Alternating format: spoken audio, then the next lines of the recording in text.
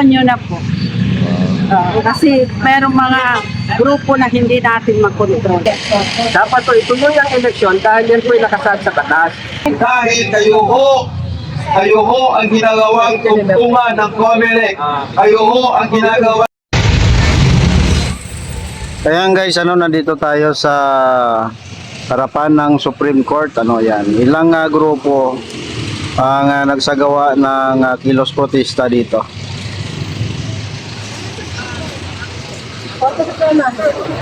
Republic Act ipatupad. Yan So ganyan sila karami guys So kung hindi ako nagkamali, grupo to ng mga Muslim na pumunta dito at magsagawa ng kilos protesta. Yan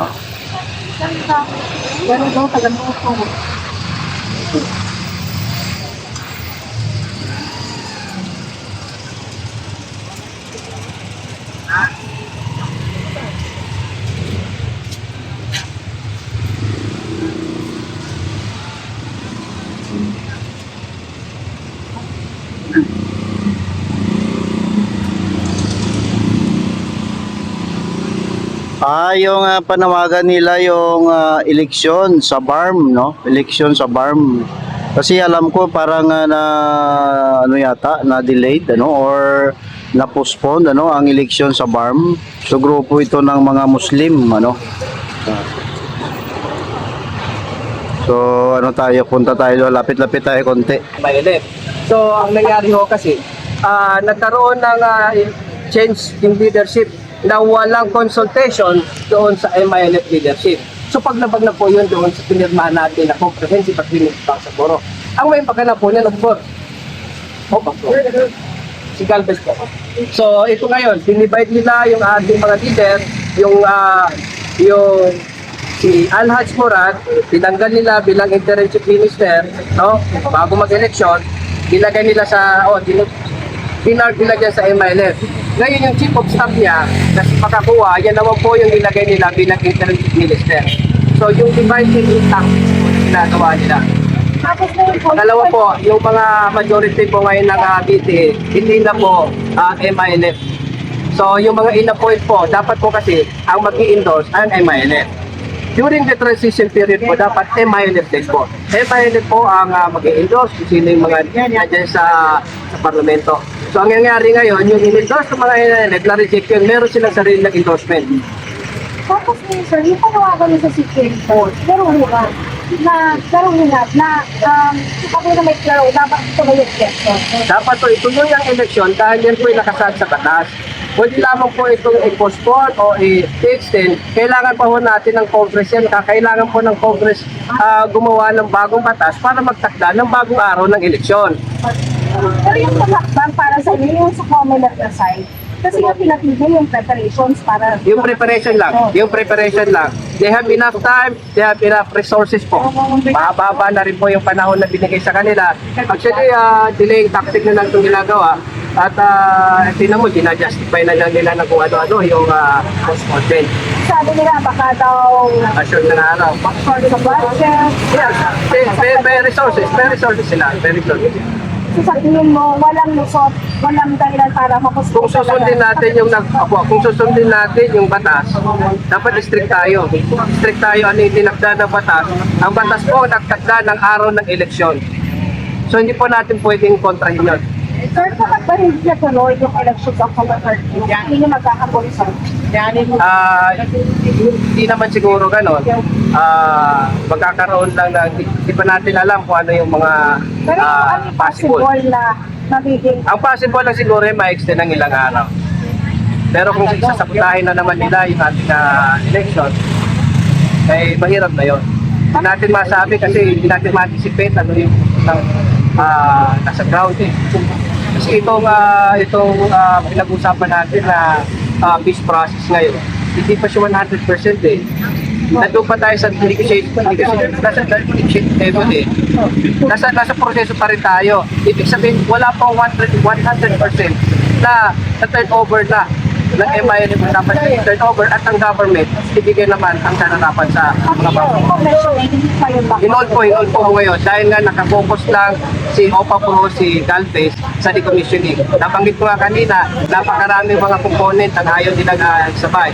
Yun ang kino-question ngayon ni Eli, saan ba napunta yung funds? Saan ba napunta yung budget? Si President humingi na naman ng actually, hinihingi ni Galvez 40 billion.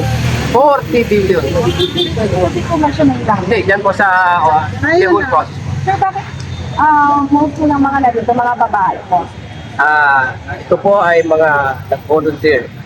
Hindi po ito organisa o announce na kami sila. And most of them are leaders. Ang gusto ko kasi mangyari ng mga organization, katulad ginawa namin doon, so napansin niyo sa House of Representatives, napakarami po, napakarami namin. We are more than 1,000.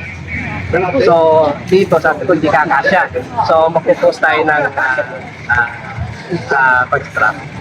Sir, pangalan niyo na lang, sir. Dato talks po doon. Paano naman ako ng So yan guys, grupo ito ng mga kapatid natin sa Mindanao, no?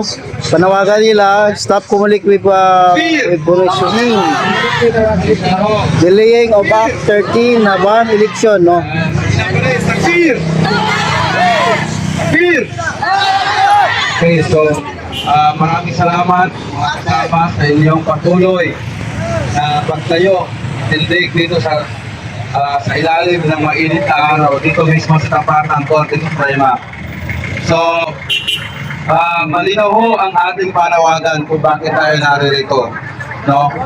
Hinihiling natin sa ating mga maestrado magpalabas sila ng resolusyon, no? Linawin yung kanilang nilabas na temporary restraining order na kung saan tayo at hingin ng grupo ay nag-file naman ng motion for clarification. Clarify yung TRO. Kasi po, yung TRO na nirelease ng Korte Suprema ay ginagamit ng nihilan, particularly ng Comelec, to justify yung kanilang plano na i-delay ang election. That is why our calls are very simple. Address to Comelec that they should stop weaponizing itong TRO to justify delaying the October 13, 2025 first bar parliamentary elections.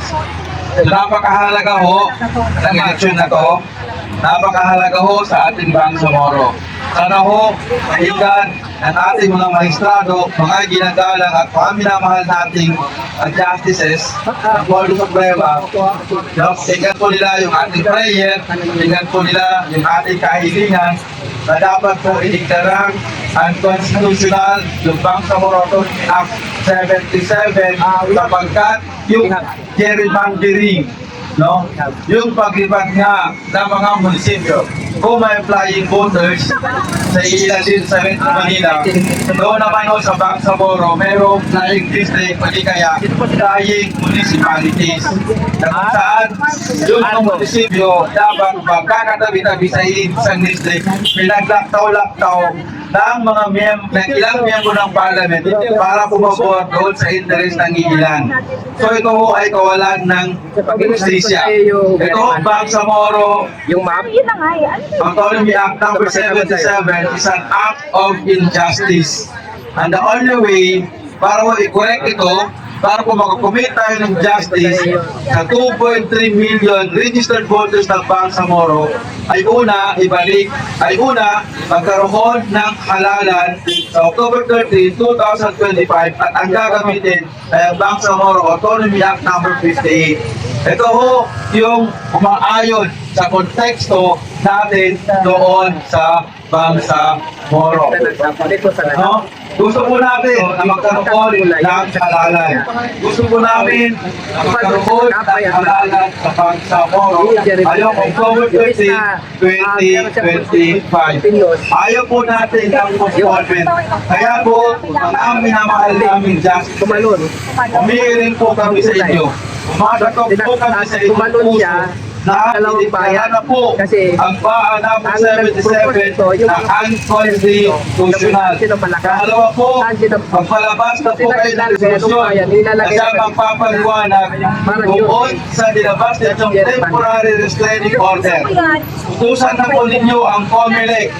Utusan na po ninyo ang COMELEC na ipatupad ang eleksyon as scheduled sa October 13 dahil kayo ho ang ginagawang tungtungan ng COMELEC.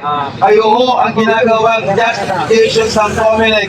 Ang inyong DRO ang ginagawang justifications ng COMELEC para i-move ang eleksyon. Ang aming mahal naming maestrado ng Korte Suprema, sana po pakinggan ninyo ang aming panawagan. Sana po pakinggan ninyo ang aming kahilingan dahil ang daladala po namin ay boses na mahigit 2 milyon ng 2.3 million registered voters ng Bangsamoro na siyang matagal na naghahanap ng kapayapaan. Sana po mapakinggan ninyo ang aming kahilingan bilang protektor, bilang safeguard ng ating demokrasya, ng ating konstitusyon.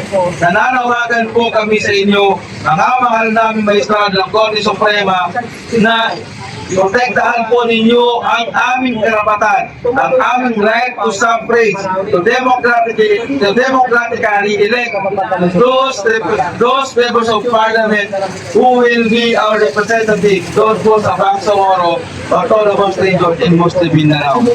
Kayo lang po ang pag-asa namin. Kayo lang po ang inaasahan namin na siya makapagbibigay linaw sa issue ng paparating na eleksyon. Kayo lang po. Yan po yung petition. Kaya po kami naririto. Pang-4 na beses na po, di kaya ay pang-5 beses na po namin ito nag-Picket Valley dito sa tapat ng Korte Suprema. So hindi o, babalik po kami dito bukas, babalik po kami dito sa Makalawa, babalik po kami sa mga susunod na araw upang patuloy kayong kalampakin, upang patuloy na katukin ang inyong mga puso na sana po magpalabas na kayo ng clarifications doon sa mga motion na sinampa at na ipinail at utusan na po ang COMELEC. No, tigilan na po, utusan po ang COMELEC, ipatuloy ang eleksyon at pagbawalan ng COMELEC to weaponize your TRO to justify their intent of delaying the October 13, 2025 first parliamentary election. So, susunod doon na magsasalita ay ang boses ng kababaihan na walang iba kundi si Norhata Kabuntalan. Kunting message lang, bakit napakalaga na ituloy ang eleksyon sa BARM? Ito lang po ang fair na batas na makakabuti sa farm, the whole farm. Yung Baal 77 po ay ini-slice nila ang mga district at pinapalipad. Hindi lang flying voters, flying district na rin. Which is, nasa kanununuhan natin, bakit binabago pa? So, yun po, mahalaga po sa amin na matuloy ang election dahil yan po ang solusyon. Kasi po, pag hindi nasunod yan, hindi natin alam na something will arise naman. Akala namin after 50 years ay okay na, pinirmahan ng farm, binabago po. Marami pong binago at hindi tinutupad. Pag sakaling hindi ba matuloy